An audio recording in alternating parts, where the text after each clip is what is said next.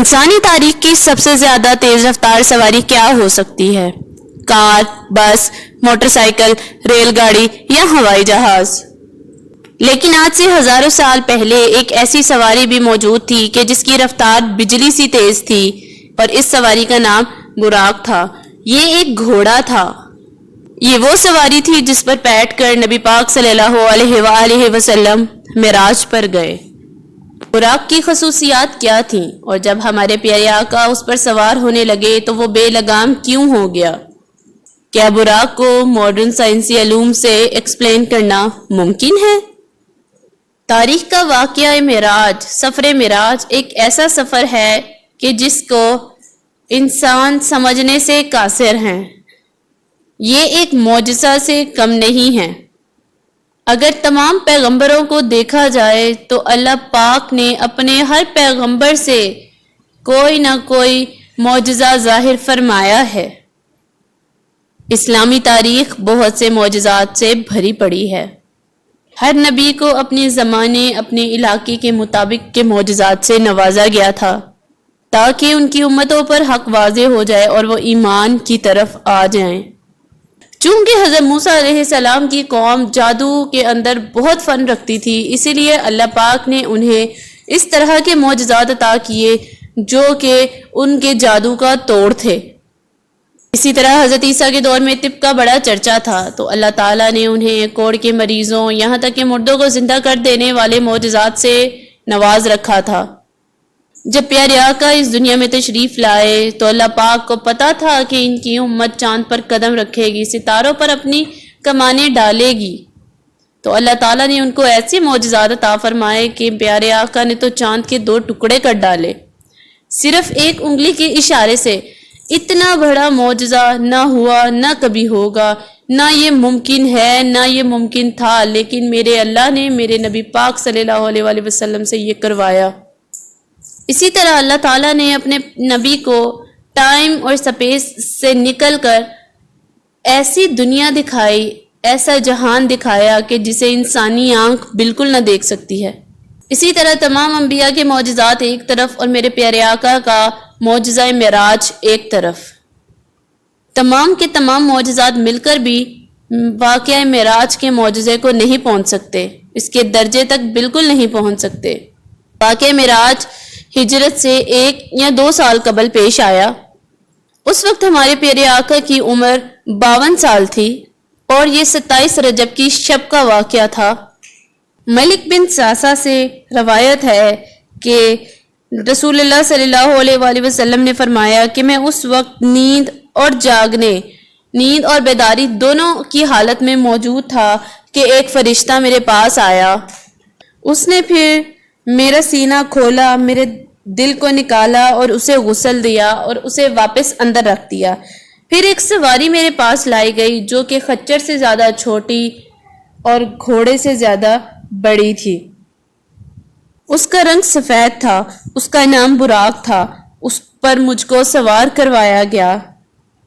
روایات میں آتا ہے کہ پیارے آقا براق پر سفر کے لیے گئے، وہ براق انہیں اڑا کر بیت المقدس لے گیا۔ آپ نے اسے ایک پلر کے ساتھ باندھا۔ یہ وہ جگہ تھی جہاں باقی تمام انبیاء اپنی سواریوں کو باندھتے تھے۔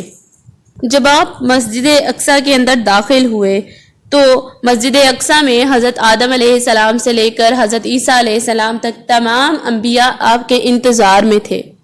پھر پیارے آقا وہاں تشریف لائے اور تمام انبیاء کی امامت کروائی اور نماز ادا کی۔ نماز سے فارغ ہو کر آپ براق پر سوار ہوئے اور آپ کا سفر معراج شروع ہوا۔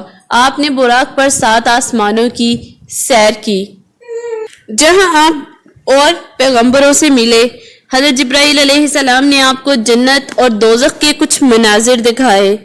پھر آپ سدرۃ المنتہا پر پہنچے کہ جس کے بعد کوئی سفر نہیں، کوئی یونیورس نہیں، جہاں آپ اللہ پاک سے کلام فرمایا۔ آپ نے جہاں آپ اللہ پاک سے ہم کلام ہوئے، آپ نے اللہ تعالیٰ سے بات فرمائی۔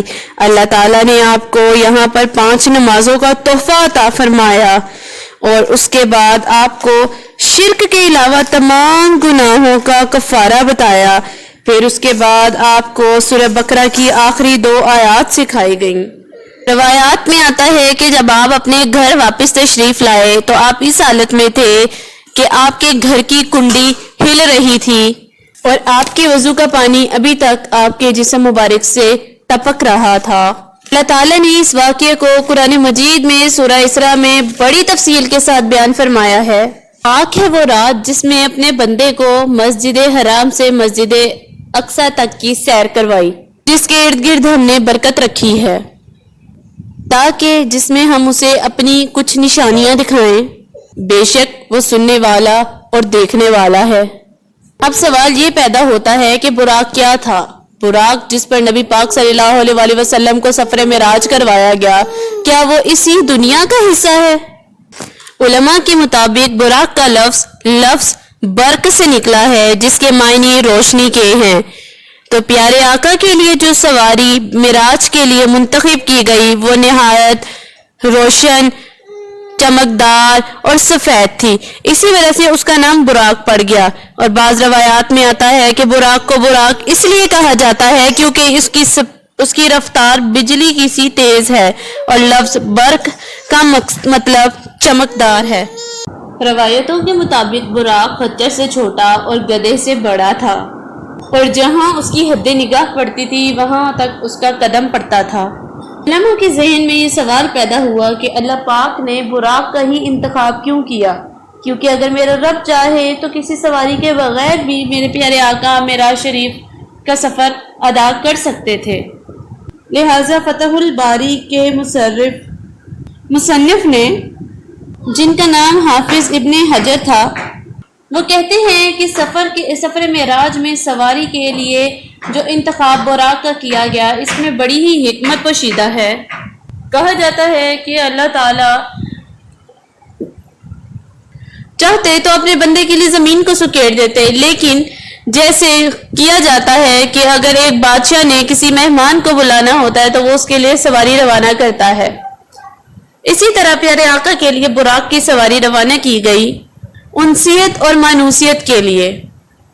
علماء براق کو ایک جنتی جانور قرار دیتے ہیں جو خصوصاً سفر معراج کے لیے بنایا گیا۔ کہا جاتا ہے کہ جب حضرت جبرائیل علیہ السلام نے براق کی لگام پکڑی اور پیارے آقا کو کہا گیا کہ آپ اس براق پر بیٹھیں، تو براق آپ کو دیکھ کر کانپ اٹھا اور بے لگام ہو گیا۔ تو حضرت جبرائیل علیہ السلام نے اسے کہا کہ ٹھہر جا، اللہ کی قسم پیارے آقا سے پہلے ان سے بہتر کوئی شخص تم پر سوار نہیں ہوا۔ حضرت جب پیارے آقا آپ پر سوار ہوئے براق پر تو وہ خوشی سے جھومنے لگا۔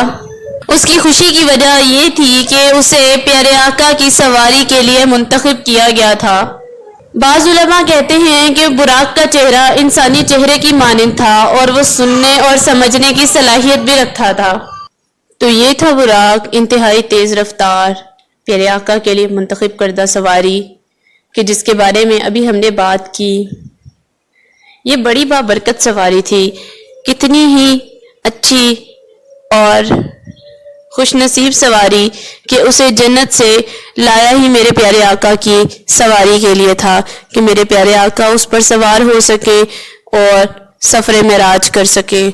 اس رات میں بڑی چیزیں واضح ہوئی، لیکن جب آپ واپس آئے تو تمام مناظر ایسے تھے کہ پلک جھپکنے کے برابر۔ یہ میرے رب کی شان و قدرت ہے کہ میرے پیارے آقا کو اتنے مناظر دکھا دیے گئے، لیکن جب وہ واپس آئے تو ابھی ان کے وضو کا پانی ٹپک رہا تھا، ان کے گھر کی کنڈی ابھی ہل رہی تھی کہ پلک جھپکنے کے برابر بھی وقت نہ لگا۔ اللہ تعالی ہمارے ایمان کو مضبوط فرمائے، ہمیں دین پر استقامت عطا فرمائے، ہمیں نیک بنائے، ہمیں گناہوں سے پاک رکھے، ہمیں ایسا بنائے کہ ہم پیارے آقا اور اللہ پاک کو پسند آ جائیں۔ اللہ تعالی ہمیں نیک بنائے اور ہماری نیک خواہشات کو پورا فرمائے، ہمارے لیے رزق حلال کا بندوبست کرے، ہمارے لیے نیک اولاد پیدا فرمائے جو کہ ہمارے لیے وسیلہ بنے نیکی کا۔ تو یہ تھی آج کی ہماری ویڈیو، امید ہے آپ کو پسند آئی ہوگی۔ ملتے ہیں اگلے دن کے ساتھ، اگلی ویڈیو کے ساتھ. تب تک کے لیے اللہ حافظ.